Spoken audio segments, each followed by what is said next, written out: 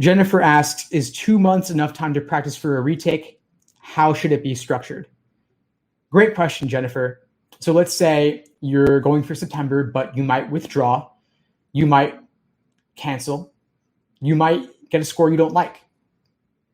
And that happens. People are retaking more than ever. So let's say that whatever happens, you take it on September 8th, you don't, doesn't matter. You have at that point about 2 months and 1 week to prepare for your retake or your next take.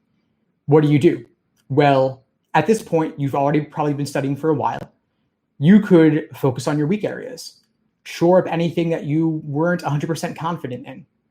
And you can take that time to build your foundation and solidify your foundation, then move on to timed sections, then move on to full-length exams. The difference for you at this point is going to be that you probably already have somewhat of a decent foundation. So you want to spend less time on foundational materials and articles and explanations, and rather on your own review process and on taking more full-length timed exams. Like I said earlier, you want to do maybe 10 timed exams at least in the lead up to test day. So for that reason, spread them out. You could do 1 a week. Let's say that you're working full-time or you're in school.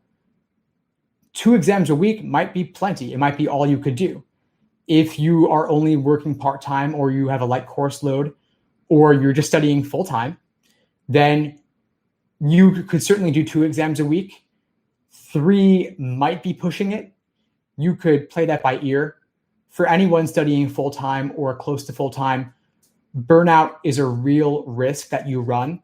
And so for that reason, I would not suggest doing 3 exams a week every week.